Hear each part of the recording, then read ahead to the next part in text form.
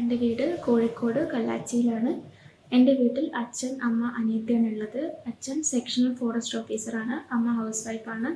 അനിയത്തി 10th സ്റ്റാൻഡേർഡിൽ പഠിക്കുന്നു. ഞാൻ നാഷണൽ ഹയർ സെക്കൻഡറി സ്കൂൾ വട്ടോളിയിലാണ് പഠിച്ചത്. എൻ്റെ ഈ വർഷത്തെ നീറ്റ് സ്കോർ 690 ആണ്. ഞാൻ കോഴിക്കോട് ബ്രില്യൻസ് സെൻറ്ററിലാണ് പഠിച്ചത്. അവിടെ J14 ബാച്ചിലായിരുന്നു. എൻ്റെ ക്ലാസ് ടീച്ചർ ആശാ മിസ് ആയിരുന്നു.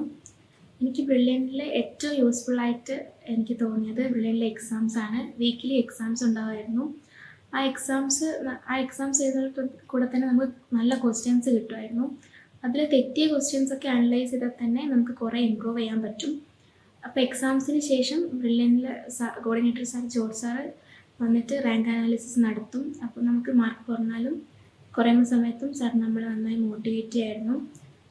അതേപോലെ തന്നെ ലാസ്റ്റ് മോഡൽ എക്സാമൊക്കെ ആയപ്പോൾ ഡീറ്റെയിൽഡ് വീഡിയോ സൊല്യൂഷൻസ് കിട്ടുമായിരുന്നു. അപ്പോൾ നമുക്ക് തെറ്റിയ ക്വസ്റ്റ്യൻസൊക്കെ അപ്പോൾ തന്നെ ക്ലിയർ ചെയ്തെടുക്കാൻ പറ്റും. പിന്നെ ബ്രില്യൻറ്റിലെ പ്രൊഫസേഴ്സൊക്കെ വളരെ ഹെൽപ്ഫുള്ളായിരുന്നു. എന്ത് ഡൗട്ട് ഉണ്ടെങ്കിലും എപ്പോൾ ചോദിച്ചാലും പറഞ്ഞു തരും.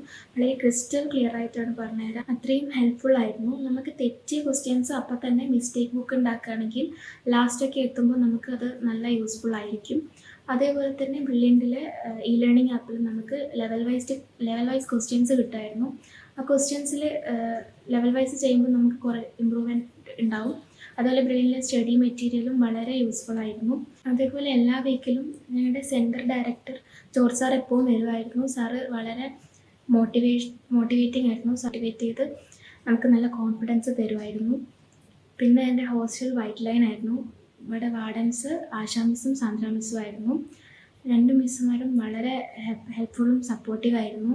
നമുക്ക് മാർക്ക് കുറയുന്ന സമയത്താണെങ്കിലും നമ്മൾ നല്ല ഡെസ്പായിരിക്കുന്ന സമയത്താണെങ്കിലും കുഴപ്പമില്ല, ടെൻഷൻ അടിക്കേണ്ട എന്നൊക്കെ പറഞ്ഞ് നമ്മളെ എപ്പോഴും ബൂസ്റ്റ് ചെയ്യുമായിരുന്നു. നന്നായി പഠിക്കാൻ വേണ്ടി നന്നായി ഹെൽപ്ഫുള്ളായിരുന്നു. എന്നെ ഈ വിജയം നേടാൻ ഏറ്റവും കൂടുതൽ സഹായിച്ചത് എൻ്റെ ഫാമിലിയും പിന്നെ ബ്രില്യൻറ്റുമാണ്.